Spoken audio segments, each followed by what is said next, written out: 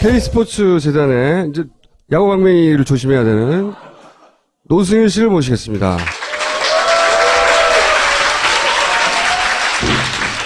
이야기 들으셨어요?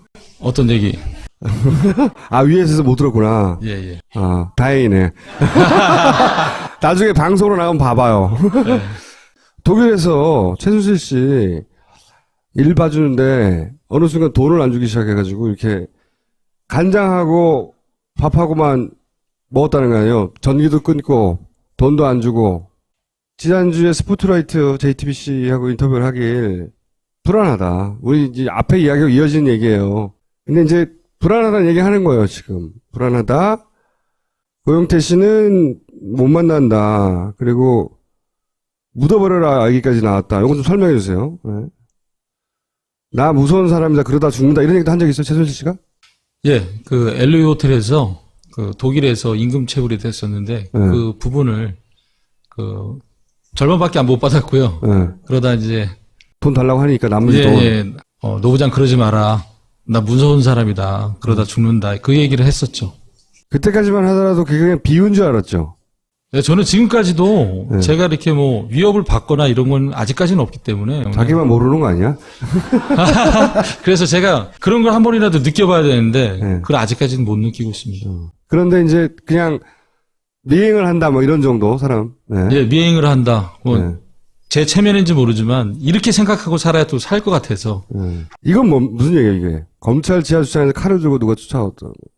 꿈에서요. 검찰. 예. 그만큼 스트레스. 예. 그러니까 제가 검찰 조사를 한 9회 받았고요. 한 10회 정도 이상 넘게 더 받았는데 그 중간에 꿈을 꿨어요. 꿈을 꿨는데 이런 꿈을 꿨죠. 그러니까 차에서 내리는데 저기서 누가 막 칼 큰 거 들고 쫓아오는 거죠. 그래서 저는 도망가고 이런 꿈을 꿨었죠. 제가 이제 하고 싶은 얘기는 몇 가지가 있는데 노승일 씨부터 직접 듣고 싶은 이야기는 이게 뭐냐면은 이제 최순실과 예산 도둑이라고 하는 책을 쓴 분의 이야기를 들어보면 이제 찾아낸 거예요. 국가 예산을 뒤지다가. 그러니까 BIP 특별 예산이 지나치게 많았고 예산만 들여다보는 사람들이에요. 많았고 그 BIP 예산이라고 따로 항목 쳐진 것만 1조 4천억이었는데 근데 그런 돈이 어떤 식으로 흘러가느냐. 예를 들면 최순실 씨가 정부 지하차에 스포츠 클럽을 만드는데 220개. 그 운영권을 K스포츠 재단이 가지고 그리고 거기에 최순실의 커피숍 테스타로사가 체인으로 들어가고 이런 계획들이 있는 거예요. 그러니까 그리고 뭐 예를 들어 6호선 확장하는데 그 주변이 6호선 라인이 최순실 땅을 지나가게 만든다든가 또는 스포츠 토토를 활성화시키기 위해서 불법 도박 단속을 강화합니다. 그리고 동시에 도박 중독자 연구도 정부 예산으로 하고 그래서 스포츠 토토 판매량을 늘려요. 그게 체육 예산으로 돌아오는 거예요. 그건 또 최순실이나 이렇게 K스포츠 재단을 통해서 먹고 제 말은 뭐냐면 예산을 중심으로 봤더니 그냥 막 해먹은 게 아니고 국가 시스템을 철저히 이용해서 정부 예산을 따먹고 그리고 그 예산이 K스포츠로 빨리 들어가게 만들고 그 K스포츠는 결국은 누구 거냐에 따라서 그 예산을 쭉쭉 받아먹고 사는 거야. 앞으로도. 그런 거죠. 그렇죠. 예. 그래서 이제 K스포츠 재단의 주인이 누구냐가 중요한 거예요. 정확하게 말씀드리면요. 예. K스포츠 재단의 주인은 박근혜하고 최순실의 공동재산이라고 봐야 될 것 같아요. 예. 그 이유는 뭐냐면은 현재는 박근혜라는 존재는 지금 현재 청와대에 있잖아요. 예. 그 최순실이라는 존재는 사회에 나와 있고. 감옥에 있고 지금. 예. 그리고 이제 그 K스포츠 재단의 운영에 대해서 지금 말씀하셨듯이 국가 정책 사업하고 K스포츠 재단 체육 사업을 매칭을 시켜요. 매칭을 시키는데 그걸 누가 도와주냐? 박근혜가 도와주죠. 누구를 시켜서? 문체부 김종을 시켜서 매칭을 시켜줘서 그게 한 예로 들으면 그게 이제 종합형 스포츠 클럽하고 거점 K스포츠 클럽 그 부분인 거죠. 예를 좀 더 자세히 설명해 주세요. 그게 어떻게 K스포츠 재단은 돈으로 들어가는지. 그런데 그 WK라는 실소유주는 일단은 최순실이잖아요. 만약에 100%고, 확실한 거고. 예. 만약에 종합형 스포츠 클럽이 1개소가 확정이 되면 그 1개소에 이제 경영 컨설팅을 WK가 하게끔 돼 있어요. 그런데 여기에는 컨설팅 비용이 1억이에요. 예. 그럼 220개소라고 가정을 하면 220억이 고스란히 자동으로. 예, 예. WK로 들어오는 구조를 만들었었고, K스포츠 재단은 그 모든 220개를 컨트롤 타워 역할을 하는 거예요. 예를 들어서 220개가 쭉 산발이 돼 있잖아요. 거기서 우수한 인재가 있을 거 아니에요. 그럼 거기서 우수한 인재를 뽑아서 어디를 보내겠어요? 외국으로 보내야 되겠죠. 해외 전지훈련이나 해외 시합 등을. 거기를 본 고지를 독일로 잡은 거예요. 그래서 유럽으로 보내서 그러면은 이 선수들은 가서 또 뭐를 해야 되냐?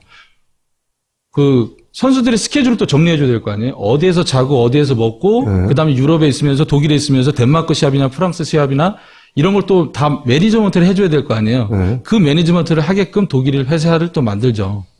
예. 그러니까 자연적으로 정부 예산이 들어오고 정부 예산이 다시 또 독일로 향하게끔 이런 구조들은 이제 실제 K스포츠의 뭐 사람이나 예산이나 사업은 철저히 WK, 그러니까 최순실 회사죠. WK가 결정을 했다면서요. 뒤에서 안 보이게. 그렇죠. 모든 그 이력서가 들어오면 최순실한테 가요. 이력서가. 그리고 최순실이 한번 보고 마음에 들면 검증 절차가 들어가는 거예요. 어디로 들어갑니까? 예, 그게 이제 청와대로 들어가는 거죠. 예. 청와대 어디? 민정수석. 거기는 뭐 경호실에서 그걸 하겠어요. 민정수석실밖에 없으니까. 그때 민정수석은 우병우였나요? 우영우. 그렇죠. 네. 그걸로 들어갔다가 예. 거기서 이 사람은 뒷조사를 해봤더니 괜찮겠어요 하고 다시 돌아오고. 예, 예. 근데 실제 우병우 민정수석한테 그런 검증을 받았다고 말한 사람도 있었잖아요. 쌍둥이인 미르재단에. 미르재단에 이제 이성환 전 사무총장님이 그런 말씀을 한번 했었죠. 뭐라고 하던가요? 예.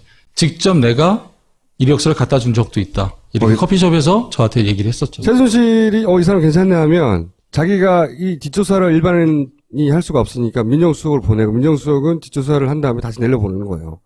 그렇게 청와대를 써먹고 네. 사람은 그렇게 뽑고 그다음에 사업 방향도 최순실이 정해주죠. K스포츠 이렇게 하라고 예, 저렇게 예. 하라고. WK는 스포츠팀을 여러 개를 만들려고 해요. 그러면 한 개의 스포츠팀이 만들어지면 예를 들어서 한 6, 7억 정도의 매니지먼트 비용이 발생이 돼요. 한 개 팀. 그러면 그럼 예를 들어서 6억이면 5개 스포츠팀을 만들면 1년에 30억이 고스란히 들어오는 구조를 만들었던 거예요. 그래서 GKL의 펜시팀을 만들려고 그랬고 포스코의 배드민턴 팀을 만들려고 그랬고 여러 종목을 만들려고 했었어요. 펜싱인 것은 고용태 씨가 펜싱 선수였기 때문이고 예. 배드민턴은 본인이 배드민턴 선수 출신이었기 때문에 예. 배드민턴 전공이 예. 왜 그러냐면 둘 다 이제 펜싱 전문가고 배드민턴 전문가고 하니까 팀을 만들면은 선수를 수급해야 되잖아요. 네, 그러니까 먼저 펜싱과 배드민턴을 시작한 거예요. 그다음에 이제 테니스 이쪽까지 가려고 했었던 거죠. 정부 시스템을 철저히 이용한 거고 그렇죠. 예산을 따지려면은 최순실이 예산을 못 따지니까 아까도 얘기했잖아요. BIP 특별 예산이라고 박스 쳐가지고 정부 예산이 내려가는데 그럼 대통령이 해야지. 대통령은 그 돈을 마련해 주는 거죠. 그 돈을 K스포츠나 미르가 빨아먹고 기본적으로 다 정상적인 구조로 흘러가게 만들어 놓은 다음에 계약으로 최순실이 그걸 다 빼먹는 거죠. 그렇죠. 그 구조가 이번에 그 뉴슬리라는 세계적인 건설회사거든요. 레거시형 모델이라고 레고 같이 지었다가 다시 원상복구 시키고 이런 거에 세계적으로 제일 알아주는 기업 중에 하나인데 평창에서 제일 문제점이 됐던 게 개폐회식 장소였어요. 개폐식 장소. 네네. 네. 개폐회식 장소가 너무 작다. 그게 IOC에서 지적사항이었거든요. 그래서 끝내는 950억의 대림 산업이 낙찰을 봐요. 네. 예. 그러고 난 다음에 낙찰을 봤으니까 나머지 또 시설들이 또 들어갈 거 아니에요. 예. 그거를 이제 뉴슬리를 이용해서 그 이권을 챙기려고 했던 거죠.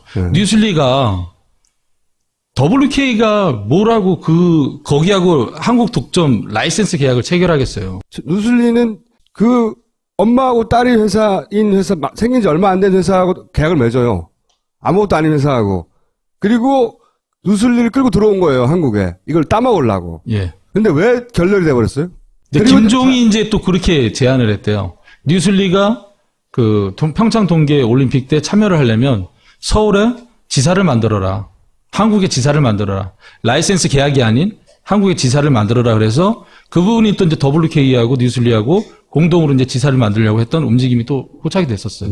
그리고 나서 이제 돈을 최순실 쪽에서 너무 많이 요구해서 누슬리에 수익이 생기면 뭐 절반을 달라고 그랬다나 뭐 하여튼 무리한 요구를 하니까 누슬리가 우리는 그렇게는 못하겠다 하고 누슬리가 최순실의 무리한 요구로 빠진 것이지 그 전까지는 쭉 깔아놓은 거예요.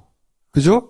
왜? 대통령이 누슬리라는 업체를 알아봐라 괜찮다고 했으니까 또. 제가 다시 한번 말씀드리면은 이런 사태가 안 벌어졌으면 아마 평창 동계올림픽 때 뉴슬리가 들어와서 했었을 거예요. 아. 예. 이게 뉴슬리하고 WK하고 이해관계, 그러니까는 뭐 마진에 따라서 이게 계약이 파기된 게 아니라. 아, 그렇게 알려졌는데. 예, 그렇게 알렸는데 그게 그렇게 아니라. 보도됐는데. 예. 이게 불거지고 WK가 불거지고 K스포츠가 불거지고 누군가가 또 갔다가 자료를 막 폭탄 던지니까. 누슬리가 빠진 거구나, 그냥. 예. 계약 이게 파기 시점이 언제쯤 되죠? 파기한지 안 한지는 제가 확인 안 해봤는데. 네. 제 생각에는 계약을 파기 안 한 걸로 알고 있어요. 아. 왜 그러냐면 계약한 시점은 3월 8일이거든요. 네. 근데 계약을 한 시점은 3월 8일인데 그게 언제 파기했다 이 부분에 대해서는 제가 영태한테도 얘기를 못 들었거든요. 네. 예. 박근혜 대통령이 무슨 누슬리를 뭘 안다고 갑자기 누슬리라는 업체가 있으니 그 업체에다가 맡기라고 말을 합니까? 공대 출신이니까 어디서 들어서 알 수도 있죠. 근데 하필 누슬리를 말했는데 하필 최순실과 계약되어 있네? 우연히도 박근혜 대통령이 직접 거론하는 기업은 다 최순실과 관련돼 있어요. 관련 없는 기업을 직접 거론하는 경우는 없어. 철저히 최순실의 사업을 챙겨줬단 말이죠. 자, 또 한 가지 묻고 싶은 것은 삼성은 피해자입니까? 본인이 겪은 바로는? 삼성은 정말 진짜 너무나 잔인한데요, 삼성. 저도 진짜 그날 기각되는 거 보고 네. 정말 내가 이러려고 이직까지 했나? 그 생각을 했어요, 정말. 네. 삼성은 이제 자기들은 피해자란 거 아니야. 협박당해서 네. 돈 할 수 없이 줬다는 거 아니야. 네, 그래서 댓글에다가 제가 촛불을 대법원으로 옮기겠다고 제가요. 본인이 댓글 단다고 그게 되나고. 왜냐하면 독일에서 삼성과 최순실 사이의 관계를 가장 가까이서 본 사람이니까 내가 묻고 싶은 거예요. 삼성은 피해자가 아니라 철저하게 수혜자죠. 예. 그리고 국민연금에 뭐 기사를 인용하자면은 8조 원이라는 손실을 남겼잖아요. 그렇죠. 본인들은 몇 조의 이득을 얻고. 예, 예. 제가 봤을 때는 220억 플러스 알파라고 저번에 그 방송에서 얘기했었는데요. 그러면 강요에 의해서 220억 플러스 알파 뭐 300억이 될 수 있고 500억이 될 수 있고 1000억이 될 수 있어요. 그러고 그 삼성과 그 코어스포츠하고 계약하고 그 해에 10월 달에 이제 미르를 만들잖아요. 미르 재단 때도 상당액을 또 후원을 해요. 출연을 한단 말이죠. 그 다음에 2016년 1월 달에 또 K스포츠에 또 출연을 합니다. 그러면 강요에 의해서 5, 600억을 출연한다? 그건 제가 봤을 때는 그것도 아니고요. 또한 계약 당시에 봤어도 네, 계약 당시. 예, 계약 당시에 봐서도 강요에 의하면 누가 돈을 갖다 주면서 계약서까지 갖다 주고 계약을 이렇게 합시다 저렇게 합시다 이렇게 어떻게 그런 상황이 되겠어요. 돈 받을 쪽이 준비가 안 됐는데 아직. 예, 예. 삼성이 적극적으로 돈을 주기 위해서 자기들이 먼저 계약서 준비해오고 네네. 적극적으로 했다는 거 아니에요. 요는. 처음에 이제 그 독일 도착했을 때 이메일이 한 통이 와요. 삼성에서 계약서 초본이 온 거예요. 예, 계약서 초본이 오고 그 다음에 이제 그거를 이제 독일에 있는 이제 박승관 변호사한테 토스를 해서 거기서 이제 다시 검토를 하고 그래서 박승관 변호사가 이 법은 한국 법이다. 그래서 독일 법에 따라서 다시 계약서가 다시 수정이 돼야 된다. 이 부분을 왔다 갔다 하다가 코어스포츠가 그 페이퍼 컴퍼니를 매수해서 이제 코어스포츠를 변경하는 과정에서 좀 시간이 딜레이가 돼요. 코어스포츠는 최순실과 딸이 소유한 100% 그들의 회사예요. 네. 그렇죠. 삼성에서 계약은 8월 25일 날을 원했는데 그게 이제 그 상업등기상 8월 25일이 안 됐던 거예요. 그러니까 하루가 늦어졌어요. 그래서 8월 25일이 아니라 8월 26일 날이 이제 계약이 돼요. 그 과정에서 삼성이 이제 박상진 사장이나 황성수 전무, 그다음에 법무팀 직원, 저희 같은 경우 코어 같은 경우에는 저 박원호 전무, 그다음 삼성 그 박승관 변호사, 쿠이퍼스라는 그 독일 헬스엔즈 승마협회 회장이 같이 들어와요. 근데 계약이 정말 어떠한 주고받는 대화가 없어요. 그냥 계약서 펼쳐놓고 여기 사인하면 돼. 뭐 법무팀장한테 문제 없어? 그럼 법무팀 변호사가 문제 없습니다. 그리고 그냥 사인해요. 그러니까 계약이 안고 나서 헤어질 때까지 한 30분도 안 걸려요. 삼성이 몇백억을 주는 계약인데 예. 그냥 사인만 하고 간다는 거죠. 한마디로 말해서. 예. 그리고 이제 요번에 이제 청문회 때도 제가 이상한 점을 윤수아 의원님께서 독일의 삼성이 독일로 송금한 내역을 이제 받아요. 근데 거기에서 제가 이상한 점을 하나 발견을 해요. 빈터라고 나와 있는데 그 영문으로 따지면 윈터고 독일식 발음이 빈터예요. 근데 거기에 이제 17,500유로가 송금이 된 게 딱 있더라고요. 6월 4일 날. 그런데 그 빈터라는 데는 마장이에요. 마장이고 정유라가 처음 독일에 가서 생활을 했던 곳이 그 빈터 마장이에요. 그러면은 삼성에서는 6월 4일 날 송금을 하고 정유라는 6월 30일 날 독일로 들어가요. 그리고 정유라의 말을 관리했던 이건희는 6월 18일 날 독일로 말과 함께 떠난단 말이죠. 그럼 제가 생각했을 때에는 6월 4일 날 빈터 목장에다가 삼성이 17,500유로 보내줬던 거는 얘네들이 생활할 수 있는 임대료를 이제 선지급했거나 그다음에 말관리비용을 선지급했다라고 저는 사람이 가기 보여지죠. 전에 돈부터 보내놨다는 거죠. 예, 네. 예. 독일에서 정착할 수 있게끔 삼성에서 도와준 거 아니냐. 저는 그렇게 생각하고 그러니까 그거는 정식 계약을 쓰기 전에 얘기네요. 예, 예. 근데 삼성에서는 거기서 포니를 샀다고 얘기를 해요.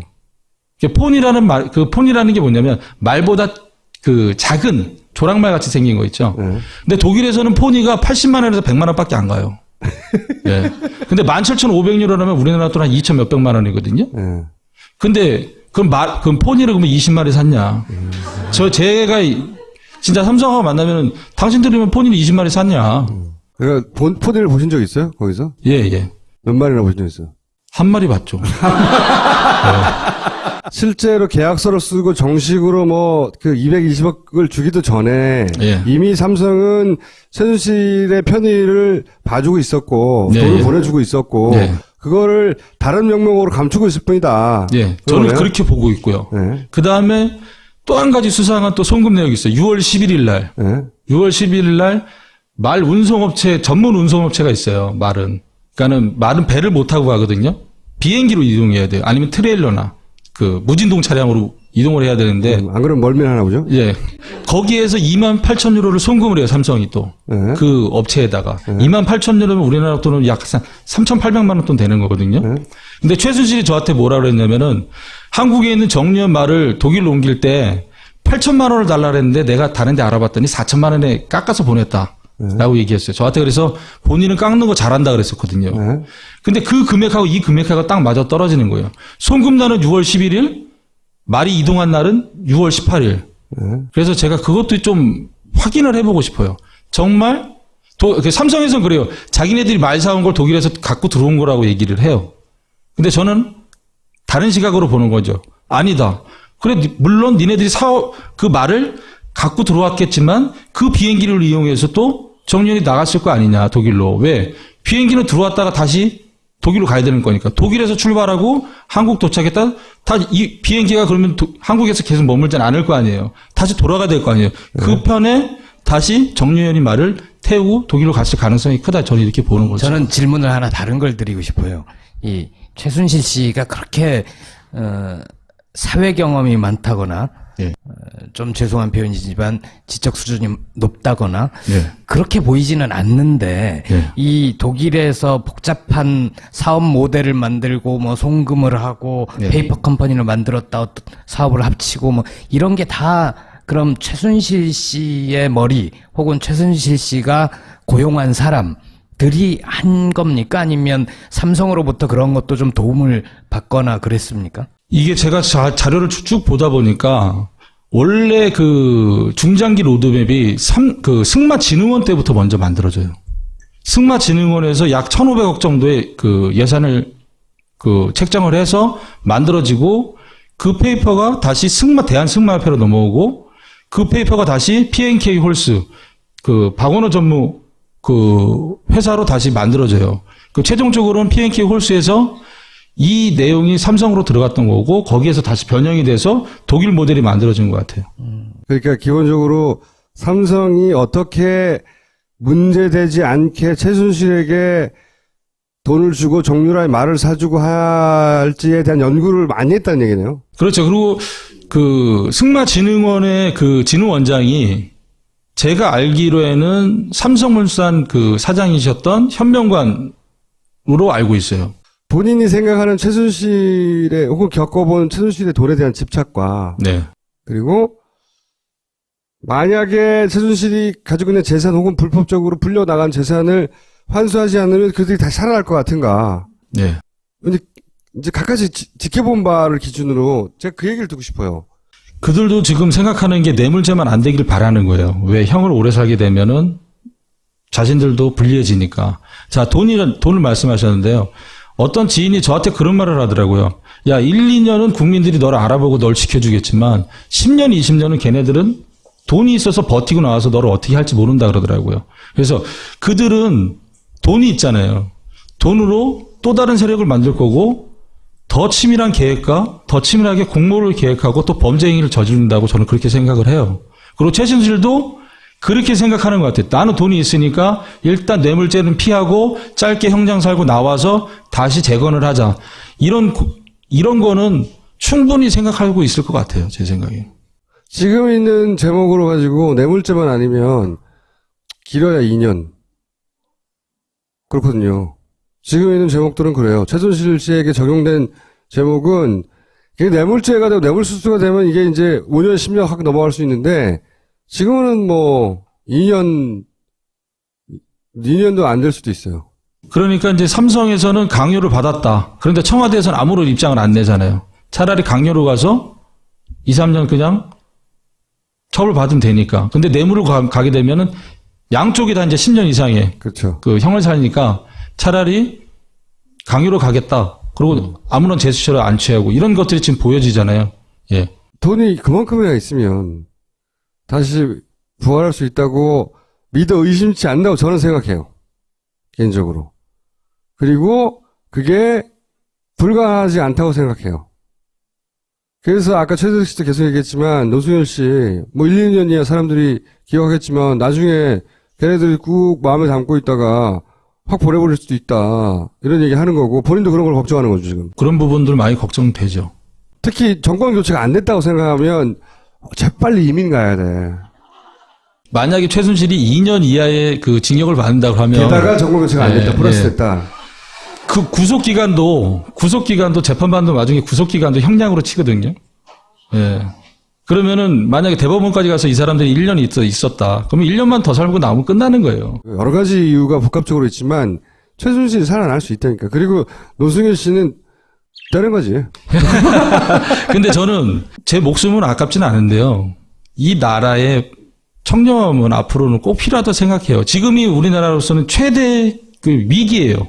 엄청난 위기에 몰려 있는데 또 단편으로는 마지막 기회예요. 우리나라가 대한민국이 청렴해질 수 있는 마지막 기회거든요. 이 기회를 못 살리면 더 이상 대한민국의 미래는 없다고 생각해요. 저는. 혹시 들어가기 전에 꼭 하고 싶은 말이 있어요? 개인적으로든 어쨌든. 저는 어저께 최순실 씨하고 눈을 한 10초 이상 마주쳤어요.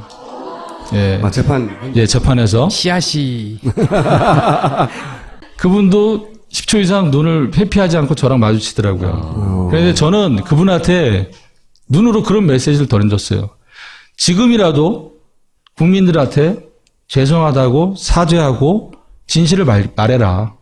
국민들은 당신의 당신의 용서를 충분히 받아들일 수 있게끔 성숙돼 있다. 그거를 저는 보냈는데 끝끝내 아니라고 하시더라고요.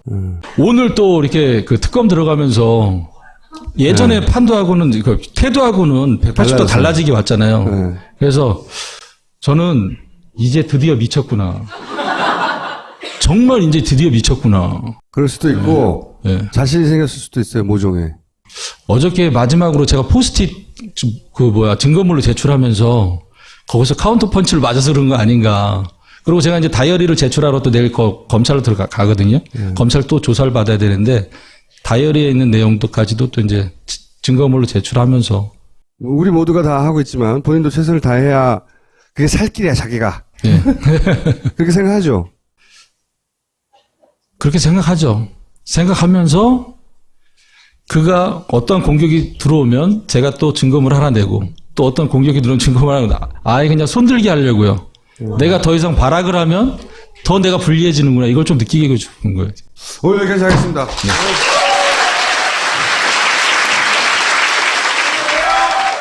앰프도 전설의 누룽 현미로 밥을 지어봤습니다. 전설의 누룽 현미라니 과장이 심하구나. 일단 한번 드셔보시죠. 어디? 이 맛은 갓 지은 밥에서 누룽지의 맛이 그뿐만이 아니야. 냄새까지 고소하니 이거 정말 전설의 누룽 현미를 할 만하구나. 앰푸드 누룽 현미. 지금 딴지마켓으로 오시면 전설의 누룽 현미를 맛보실 수 있습니다. 지금 불안하다. 고영태 씨는 못 만난다. 그리고 묻어버려라 얘기까지 나왔다. 이거 좀 설명해 주세요. 네. 나 무서운 사람이다. 그러다 죽는다. 이런 얘기도 한 적 있어요, 최순실 씨가? 예, 그 LA 호텔에서 그 독일에서 임금 체불이 됐었는데 그 부분을 그 절반밖에 못 받았고요. 네. 그러다 이제 돈 달라고 하니까 나머지 돈. 예, 노부장 그러지 마라. 나 무서운 사람이다. 그러다 죽는다. 그 얘기를 했었죠. 그때까지만 하더라도 그게 그냥 비유인 줄 알았죠. 네, 저는 지금까지도 네. 제가 이렇게 뭐 위협을 받거나 이런 건 아직까지는 없기 때문에. 자기만 모르는 거 아니야? 그래서 제가 그런 걸 한 번이라도 느껴봐야 되는데 네. 그걸 아직까지는. K스포츠 재단에 이제 야구 강맹이를 조심해야 되는 노승일 씨를 모시겠습니다.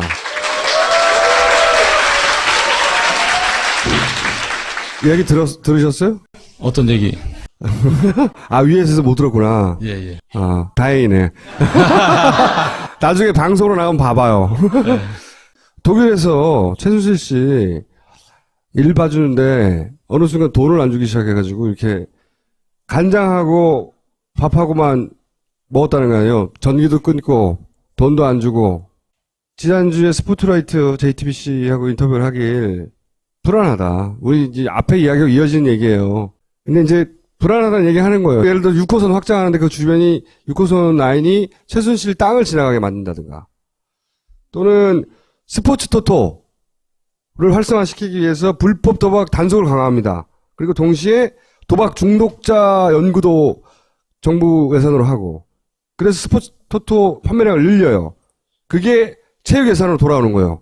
그건 또 최순실이나 이렇게 K스포츠 재단을 통해서 먹고. 제 말은 뭐냐면 예산을 중심으로 봤더니 그냥 막 해먹은 게 아니고 국가 시스템을 철저히 이용해서 예. 정부 예산을 따먹고 그리고 그 예산이 K스포츠로 빨리 들어가게 만들고 그 K스포츠는 결국은 누구 거 이게 뭐냐면은 이제 최순실과 예산 도둑이라고 하는 책을 쓴 분의 이야기를 들어보면 이제 찾아낸 거예요. 국가 예산을 뒤지다가. 그러니까 BIP 특별 예산이 지나치게 많았고 예산만 들여다보는 사람들이에요. 많았고 그 BIP 예산이라고 따로 항목 쳐진 것만 1조 4천억이었는데 근데 그런 돈이 어떤 식으로 흘러가느냐. 예를 들면 최순실 씨가 전국 지하철에 스포츠 클럽을 만드는데 220개 그 운영권을 K스포츠 재단이 가지고 그리고 거기에 최순실의 커피숍 테스타로사가 체인으로 들어가고 이런 계획들이 있는 거예요. 그러니까 그리고 뭐 못 느끼고 있습니다. 그런데 이제 그냥 미행을 한다 뭐 이런 정도 사람. 네. 예, 미행을 한다. 뭐 네. 제 체면인지 모르지만 이렇게 생각하고 살아야 또 살 것 같아서. 네. 이건 뭐 무슨 얘기예요 이게? 검찰 지하주차장에서 칼을 들고 누가 쫓아왔던? 꿈에서요. 검찰. 예. 그만큼 스트레스. 예. 그러니까 제가 검찰 조사를 한 9회를 받았고요. 한 10회 정도 이상 넘게 더 받았는데 그 중간에 꿈을 꿨어요. 꿈을 꿨는데 이런 꿈을 꿨죠. 그러니까 차에서 내리는데 저기서 누가 막 칼 큰 거 들고 쫓아오는 거죠. 그래서 저는 도망가고 이런 꿈을 꿨었죠. 제가 이제 하고 싶은 얘기는 몇 가지가 있는데 노승일 씨부터 직접 듣고 싶은 얘기는